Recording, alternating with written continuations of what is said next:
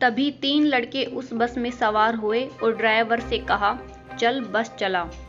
अब ये बस तब तक नहीं रुकनी चाहिए जब तक हम ना कहें, चल चला बस, और खबरदार जो कोई होशियारी की। इस शहर का नेता मेरा चाचा है, समझा। आज दिन में सुहागरात मनाएंगे। स्पीड से चला और शहर के बाहर तक ले जा। तेरा सारा खर्च पानी मैं दे दूंगा, समझा। अगर थोड़ी भी चालाकी की तो ये रामपुरी तेरे पेट के आर पार हो जाएगा। यह कहानी एक सीधी सादी लड़की ईशा की है जो अपने ऑफिस जाने के लिए बस के पीछे भाग रही थी। रुकिए, बस रोकिए, रुकिए भैया।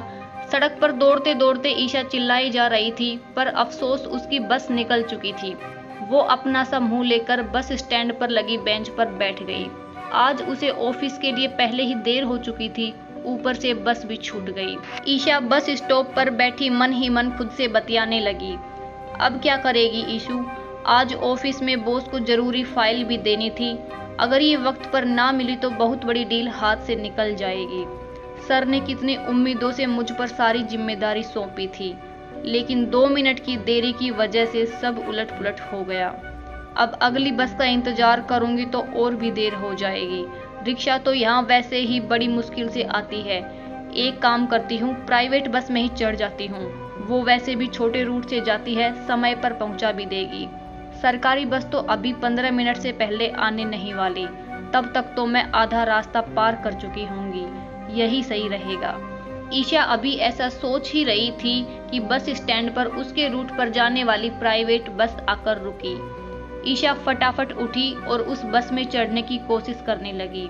मुश्किल से ही सही, पर वो बस में चढ़ गई। बस में चढ़ते ही उसने राहत की सांस ली।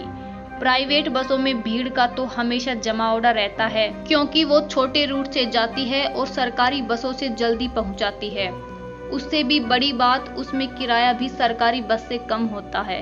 इसलिए कॉलेज और ऑफिस जाने वाले ज्यादातर लोग उसमें सफर करते हैं। लेकिन भीड़ की वजह से ऐसी बसों में महिला सवारियां कम ही सफर करती हैं, क्योंकि इन बसों में मंचलों की भी भरमार होती है और महिला सवारी के लिए अलग से बैठने की कोई व्यवस्था भी नहीं होती है। ईशा खुद आज पहली बार इस बस में चढ़ी थी। वो इन सब बातों से अनजान तो नहीं थी, क्योंकि उसके साथ काम करने वाली कुछ सहकर्मी अक्सर इस बारे में बताया करती थी। लेकिन ईशा बिल्कुल निर्भीक होकर उस बस में चढ़ गई थी। उस बस में खड़े होने में भी बहुत परेशानी हो रही थी। कुछ देर ही हुई होगी कि ईशा ने महसूस किया कि बिना बस के झटकों के कोई लगातार उसे पीछे से झटका दे रहा है, उससे बार बार टकरा रहा है। ईशा ने इग्नोर करते हुए बिना कुछ बोले अपने आप को उस जगह से थोड़ा आगे कर लिया। कुछ देर बाद एक हाथ उसके कंधे से होता हुआ बस में ऊपर लगे हैंडल तक गया। अचानक हुई इस छुअन से ईशा घबरा गई।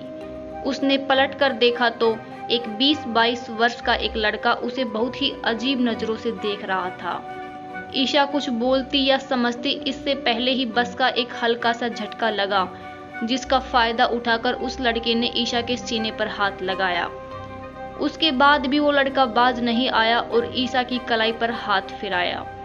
ईशा ने आओ देखा ना ताव और उस लड़के को एक जबरदस्त थप्पड़ जड़ दिया। थप्पड़ खाने के बाद वो लड़का बहुत ज्यादा गुस्से में आ गया और जोर से चिल्लाया, ए ड्राइवर, गाड़ी रोक। लड़के की आवाज सुन ड्राइवर ने बस रोक दी। आसपास खड़े सभी लोग डर की वजह से बस के रुकते ही नीचे उतर गए। लड़के ने तैस में आकर ईशा का हाथ पकड़ा और उसे गाली देते हुए कहा, मुझे थप्पड़ मारेगी? तेरी इतनी हिम्मत? अब तू देख मैं क्या करता हूँ। लड़के ने बस में बैठी बाकी सवारियों को भी नीचे उतरने का इशारा किया और अपने मोबाइल से किसी को फोन किया। बस में मौजूद इतने लोगों में से किसी ने भी कोई विरोध नहीं किया और ना ही कंडक्टर या ड्राइवर ने कुछ कहा। एक बुजुर्ग ने कुछ कहना चाहा तो उस लड़के ने उसे बस से धक्का मार दिया, जिससे उसे चोट लगते लगते बची। सब कुछ इतना जल्दी जल्दी हो रहा था कि किसी को कुछ सूझ ही नहीं रहा था। तभी 3 लड़के बस में सवार हुए और ड्राइवर से कहा, चल बस चला। अब ये बस तब तक नहीं रुकनी चाहिए जब तक हम ना कहें, चल चला बस, और खबरदार जो कोई होशियारी की। इस शहर का नेता मेरा चाचा है, समझा। आज दिन में सुहागरात मनाएंगे। स्पीड से चला और शहर के बाहर तक ले जा। तेरा सारा खर्चा पानी मैं दे दूंगा, समझा? अगर थोड़ी भी चालाकी की तो ये रामपुरी तेरे पेट के आर पार हो जाएगा। ड्राइवर ने डर के मारे बस स्टार्ट की और शहर की सड़कों पर दौड़ाने लगा। हंसी के ठहाकों से बस गूंजने लगी। तभी एक लड़का बोला, चल राका, शुरू हो जा, ले ले अपने थप्पड़ का बदला। राका, जिसने अभी तक ईशा का हाथ पकड़ कर रखा था, उसने ईशा को बस की सीट पर धक्का दिया। ईशा मुंह के बल गिरी, लेकिन तुरंत ही सीधी भी हो गई। राका उसके नजदीक गया और उस पर झपटने ही वाला था कि ईशा ने एक जोर की लात उसके पेट के नीचे दे मारी, जिससे वो दर्द से चीखने लगा और फर्श पर गिर गया। उसके गिरते ही ईशा खड़ी हुई और बोली, आओ, अब किसको आना है, किसको मनानी है सुहाग रात। ये सब देखते ही एक लड़का गाली देता हुआ उसकी तरफ भाग कर गया। वो जितनी तेजी से गया था उतनी तेजी से वापस लौट आया। ईशा ने एक जोरदार पंच सीधा उसके नाक पर दे मारा। उसकी नाक से खून बहने लगा। अब बाकी के दोनों लड़के ईशा की तरफ बढ़े, लेकिन ईशा ने लात और घूंसों से उन दोनों की ऐसी ठुकाई की कि उनको संभलने तक का वक्त नहीं मिला। ईशा निरंतर उन चारों पर वार पे वार करती रही। वो चारों लड़के दर्द से चिल्ला रहे थे। ईशा ने कराटे में ब्लैक बेल्ट हासिल किया हुआ था, जो आज उसे काम आ रहा था। फिर ईशा ने अपने पर्स में से एक छोटी सी बोतल निकाली जिसमें चिली स्प्रे था। वो उन चारों के चेहरों पर डाल दिया। इससे उन चारों की हालत बद से बदतर हो गई थी। वे चारों फर्श पर बचाओ बचाओ, पानी दो, पानी पानी चिल्लाने लगे। ईशा ने अपनी ऑफिस की फाइल और पर्स लिया और ड्राइवर के पास जाकर कहा, भैया, बुरा नहीं मानना, लेकिन एक बात कहूंगी। अगर मेरी जगह आपकी बेटी होती तो भी आप ऐसे ही डर के बैठ जाते। आपको क्या लगता है ये कोई लीडर का बेटा या भतीजा है? ये सिर्फ आपको डराने धमकाने के लिए कह रहा था। आपके इसी डर की वजह से ऐसे लोगों को शय मिलती है। कोई भी महिला इन बसों में चढ़ने से पहले 100 बार सोचती है। मैं आए दिन ऐसे किस्से सुनती हूँ। जाहिर सी बात है आप भी जानते होंगे, लेकिन आपकी ये चुप्पी ना जाने कितनी लड़कियों को सहमा जाती है। हर लड़की विरोध नहीं कर पाती। कोई चुपचाप बस से उतर जाती है तो कोई कुछ देर की छेड़छाड़ समझकर बर्दाश्त कर लेती है। अगर आप लोग साथ दे, ऐसे लोगों को बस में चढ़ने से रोक दे, सीमित संख्या में सवारी चढ़ाए, तो मुश्किल खुद ब खुद हल हो जाएगी। मान लो आज ही लोग अपने मकसद में कामयाब हो जाते तो क्या आप रात को सुकून से सो पाते?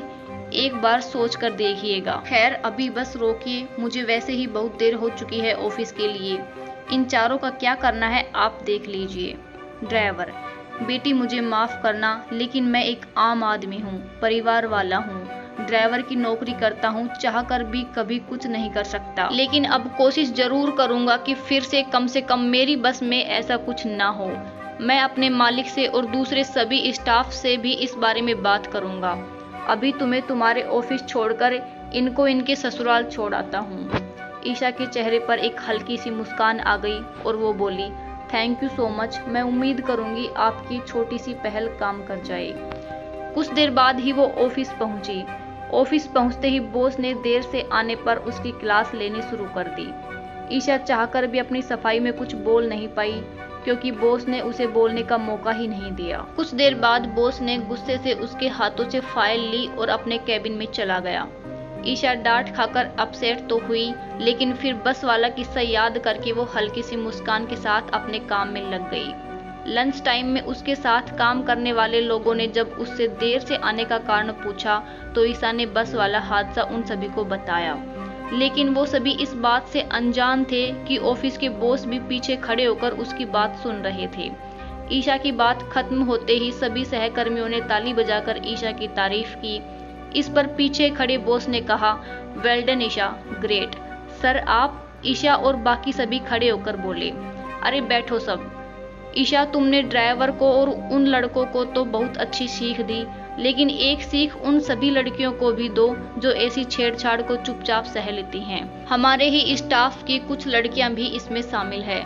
उन सभी को भी कराटे और सेल्फ डिफेंस की कुछ ट्रिक्स सिखा दो, ताकि ऐसे हादसों पर रोक लग सके।